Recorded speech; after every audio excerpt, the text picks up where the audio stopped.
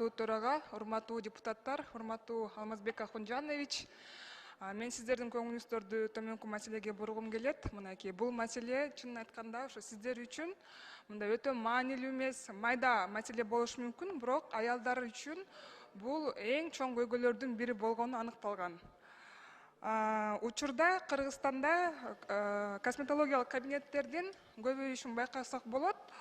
Сиздердин көңүлүңүздөрдү мынакей ушул видеого көңүлүңүздөрдү буркаңыздар суранам. Я учусь на сестринское дело. Здесь мы видим различные препараты аптечные. Видимо, она оказывает...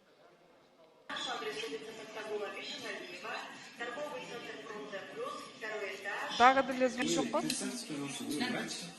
Нет. Я учусь на сестринское дело.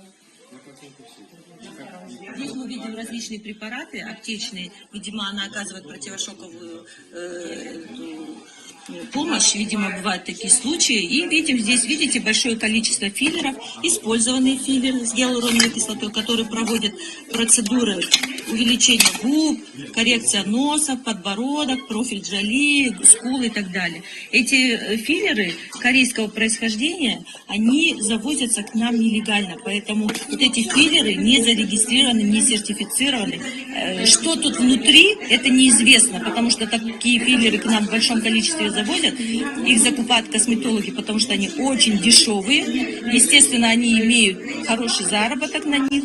И таким образом могут получить пациенты большое количество осложнений. Обучение длилось около месяца. К нам в общество косметологов Кыргызстана поступали жалобы и с пигментацией, и с ожогами тяжелыми. Прям было очень много. У вас была акция «Желтый пилинг за 1000 сомов». Вот. И вы, как просто без медобразования, ну даже как медсестра, да, вы не имеете права делать срединный пилинг. Срединный пилинг делают только в медицинском учреждении при наличии лицензии. Сами вы вот так вот самостоятельно работать не можете. Тем более у вас нет разрешительных документов, у вас нет лицензии, у вас нет специализации, КГМ-ИПК, у вас нет аттестационного сертификата. Потому что у меня есть диплом, что у вас есть медицинское образование в этом. Этого недостаточно, это просто вы для себя это закончили.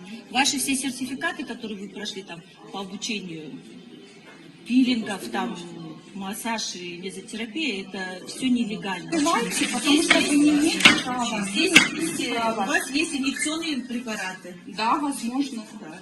Потому у вас нет лицензии на медицинский центр. Я вам предоставлю. Это для плазмолифтинга. Вот в таких условиях, безобразных, антисанитарных условиях, посмотрите, здесь проводятся инъекционные процедуры. Но зато есть лампа, в которых красиво снимать Инстаграм. Правильно? И люди ведутся на вот эту красивую картинку.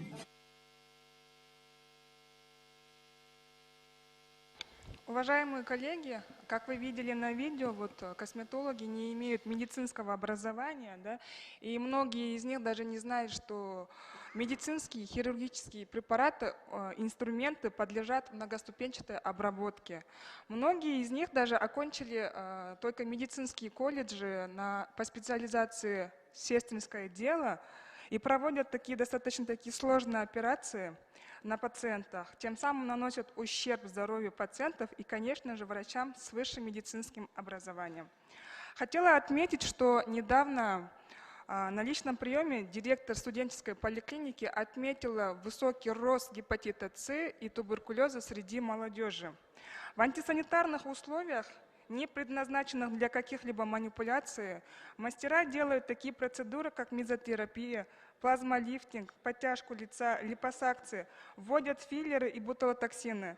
Все, что запрещено делать без медицинского образования и, самое главное, без лицензии.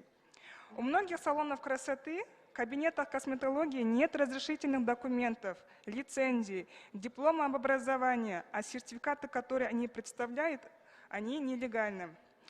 В нестерильных условиях хранятся медицинские препараты для операции.